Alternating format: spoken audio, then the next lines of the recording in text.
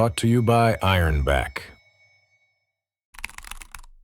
Day 14, everyone was feeling a little bit dusty.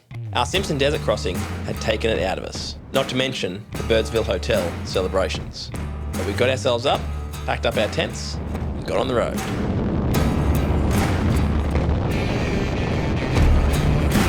South Australian roads were groomed perfectly. Big, flat roads like a highway. The minute we crossed the Queensland border, the road turned to shit.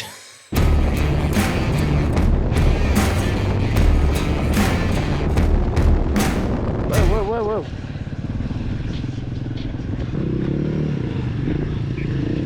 You right there, Chriso, or you got brain damage?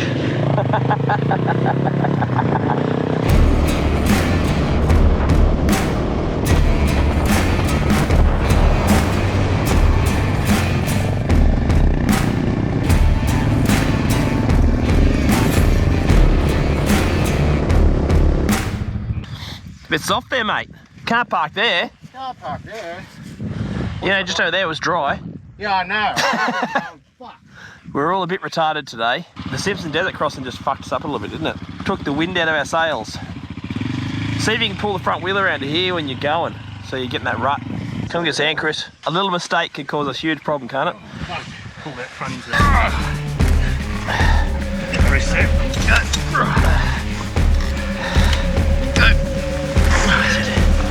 They could get the block up. Yeah, stand up.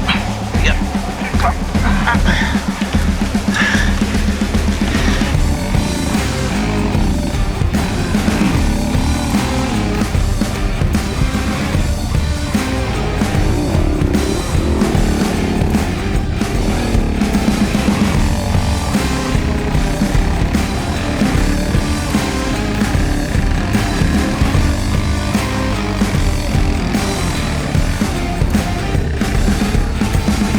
Mud boots everywhere.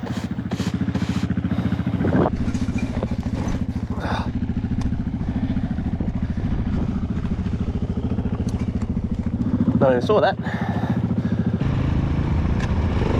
We've lost half an hour because of the cross to Queensland.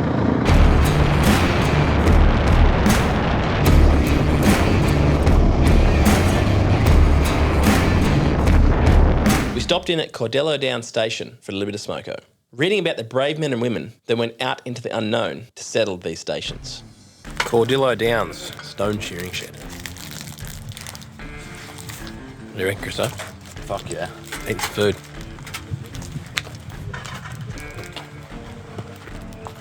Outback Australia is full of these sorts of places. In the middle of nowhere. Just out in the middle of nowhere. And there's just a homestead, a shearing shed, and all the old equipment. This used to be a sheep farm. Sit there back there. In 1888, they shorn 82,000 head of sheep. It's a cattle farm now. Just getting the materials in here, the wrought iron and the sheet. How much work it must have taken in those days.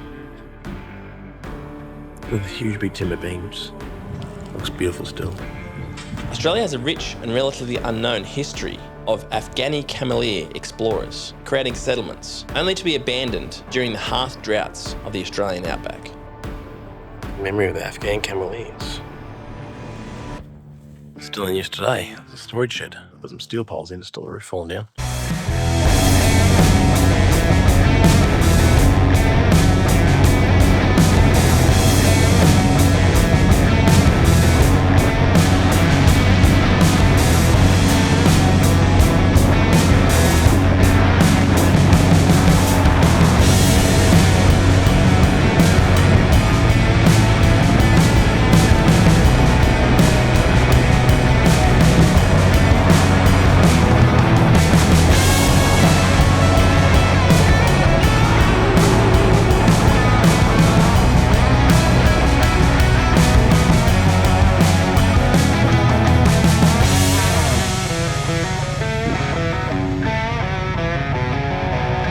After Cordello Downs Station, we stopped in at the Dig Tree, where two famous explorers, Burke and Wills, returned to, later dying of starvation. Burke and Wills were trying to reach the northern tip of Australia, which they did, but they never made it home. You would have learned the history about Birkenwells, wouldn't you, Luke? School? Oh, it is. Yeah, we'll learn it, Eddie's, yeah. In history, yeah. 9 hours earlier. That's fucking crazy. This is different to what it was last time I was here. No, this was here then.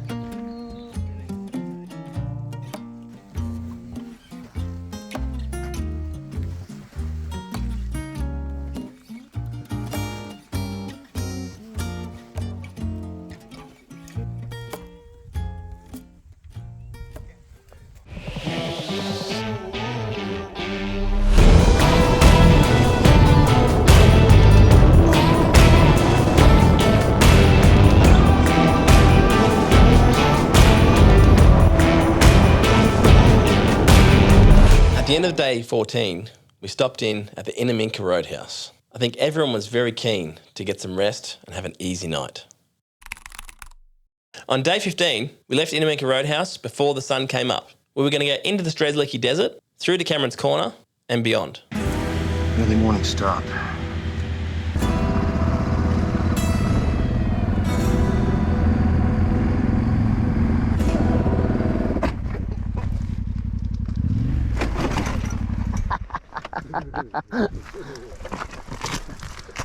I got it, stop. Retarded.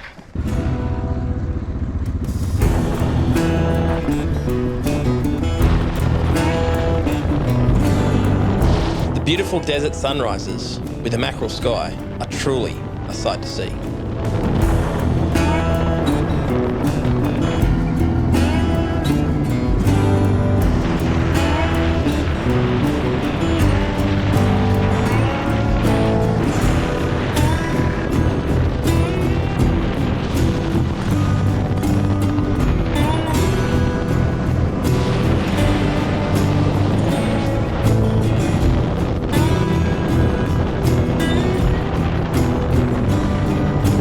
After a small technical issue, which we got fixed up pretty quickly, we headed onto the old Strzelecki track. And how awesome was that? It was super wet. You could hardly use the actual road. I think Keno and Chris Wilson had PTSD from all the mud. They were chucking tantrums about it.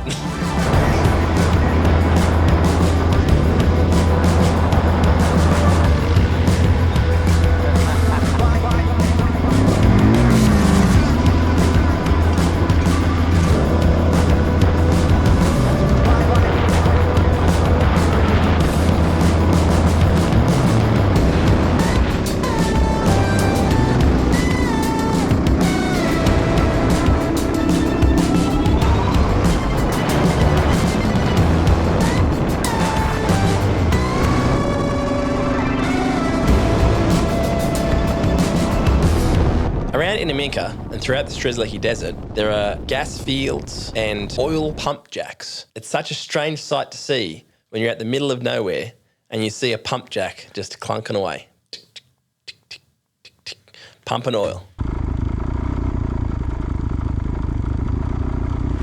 When we got back onto the main Strzelecki Desert track, it tried to kill us every 5 minutes. The wet weather had caused ruts and gutters to form over every single rise. And every time we came over a new rise, you didn't know which side of the road to be on to miss the gutter. We nearly rode into a few of them. It was pretty sketchy.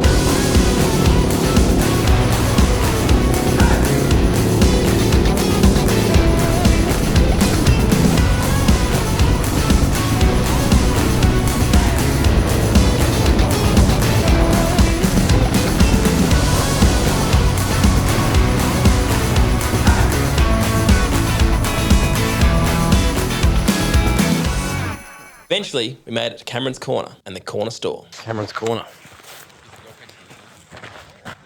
The corner store. Dog fence. Cameron's Corner is where the location of the dog fence is, also known as the rabbit-proof fence. The dog fence was built to keep dingoes out of the southeastern part of Australia. It is one of the longest structures standing in the world today, going for more than 5,614 kilometres. Cameron's Corner is also the location of where 3 states meet, so you can stand in 3 different places at once: New South Wales, Queensland and South Australia. And there we go. The corner of 3 states.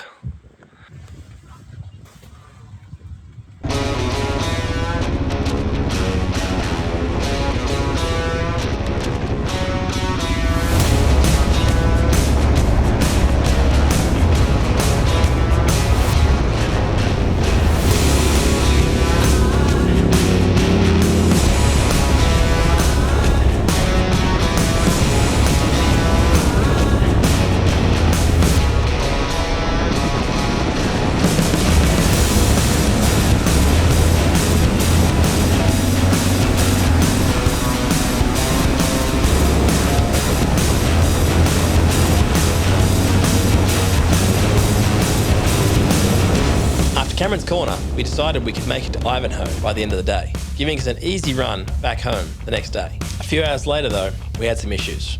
Dean's bike was breaking down under load and we couldn't work out what it was. So we pulled up and started having a look. Plenty of sunlight. There are only 3 things that can really stop an engine: air, fuel and spark. So we started with the simplest things first and worked our way through. We're trying the injector first. Shit, the dirt just sits on there, doesn't it? Hang on. Yeah, do it. There we go. Done. That's the problem is, can't suck it up air. No, it wouldn't be all of a sudden though. Nah, it's stirring you up. Adam was doing 140. Yeah. Fuck, it's hauling ass. He's a fucking blacktop fucking freight train. It's a Steam train. Blacktop steam train. The twin thing. It's the twin thing.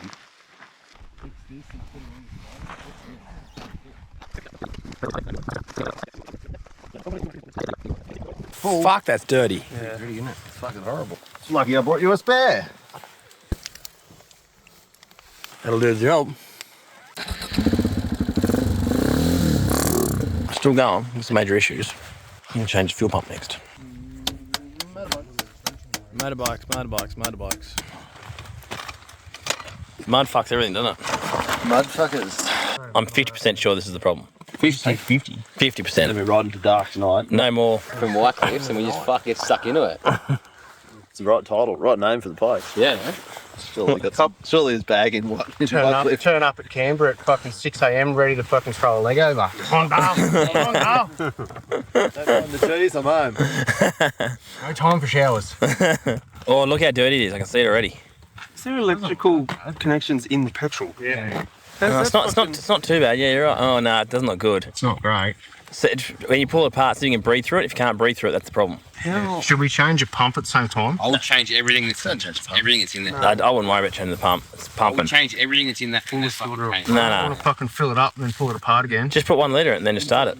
It's pretty dirty. What are we doing here, John? Fixing some electrical connections on the fuel pump. In a sterile environment. Yeah, sterile, muddy environment. Where's that? New connector. Oh. The one who pulls it apart, puts it back together again. It's alive! It's alive! Now, what was it? Was it the fuel pump or the connection? The connection. Definitely the connection. The 2 Sparkies agreed, don't they, Kenno? 100%. Changed Yeah. electrical issues. Definitely electrical issues. Doesn't matter what it was. Let's fucking get the fuck out of here before that rain comes. Got a rainstorm over here coming. There's a fucking rainbow in the rain. Sun's going down, and we're back on the road again. I'm not looking at you, Chris. I'm looking at the sunset behind you.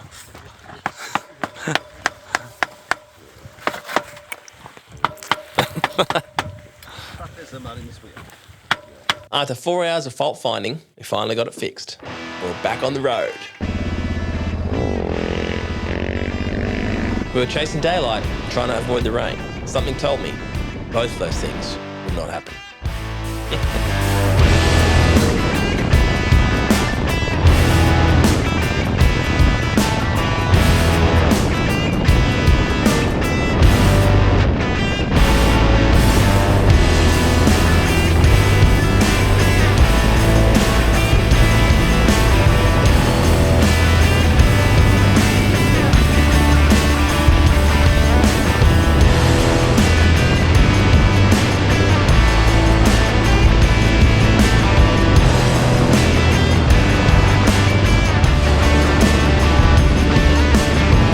Coming down the same road we went up on the way to Finke, we really didn't want to be stuck in the rain and the dark on these roads. Unfortunately, we were descending into darkness and the rain was here.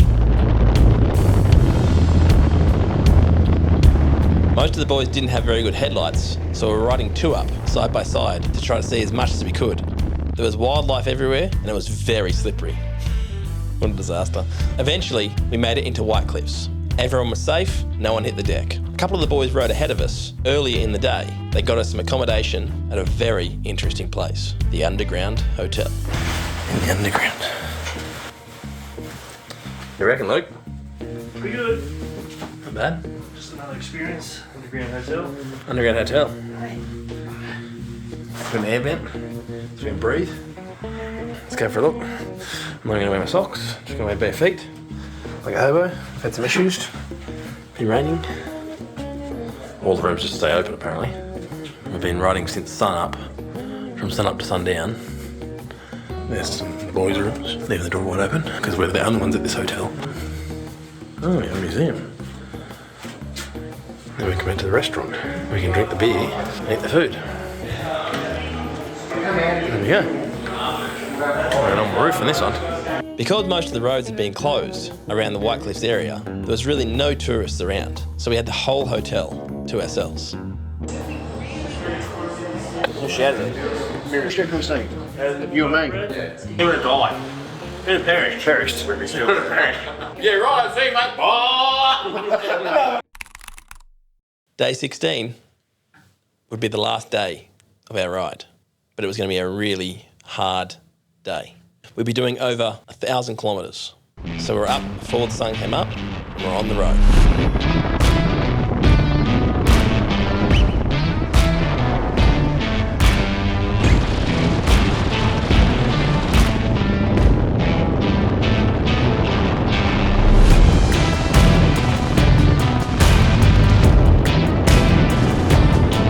When we got to our first fuel stop at Wilcannia, my sprockets were not looking too good.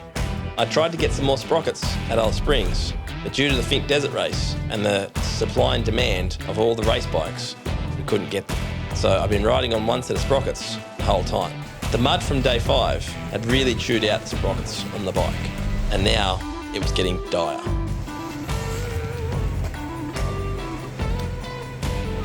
I'd called ahead to Griffith to see if I could get a chain of sprockets, and the guy was going to leave chain and sprockets out for me. When we got to Hay, Josh had a mate just down the road who volunteered a rear sprocket for me. So we went to his house and changed it out. See you later. Even with a new sprocket, about 125 k's out of Narrandera, my chain jumped and snapped. Luckily, Josh was on the scene to give us a hand. Scott, what's happened? A broken chain again. Lucky you got a mechanic on the scene. Once we hit Narrandera, everyone started peeling off. Corey and Keno went to Wagga to help their kids race at an amp cross. Josh peeled off and went back home to Oburudonga. John, Dean and the boys kept riding on while I had a broken chain. Luke, Chris and I ended the ride the same way we started, by ourselves. The end of an adventure ride is always a strange and underwhelming thing. We all just peel off. We text and share photos, but we don't see each other again for some time. It's always a relief to get back home, while still longing for more adventure. As much as we give each other shit, there is an unspoken truth between us. Beneath all the jokes and ribbings, we are all there for the same reason, to see if we can get through. It's about pushing each other to be better, to dig deeper, to find out what we are made of. There is a challenge that hangs in the air, not one we talk about, but one we definitely feel. It's about testing our limits, not just the physical ones, but the mental and emotional ones too. It's in the way we cheer each other on behind the guy's back. We wind them up to their face and then praise them when they're not around. This is about camaraderie, about building bonds that don't fade with time, forged in the heat of struggle, strengthened by shared victories and defeats. These are the people you can rely on, whether it's on the trail or in the trenches. In the end, it's not just about the ride, it's about the people who you ride with. The ones that push you when you think you have nothing left, who laugh with you when you've got no gas in the tank, and who are still there long after the ride is over. These friendships, this brotherhood, this is what lasts long after the adventure is over. This has been Scotty Huggins Unsupervised, The Road to Finke. Our next series is the Grand Tour of Switzerland.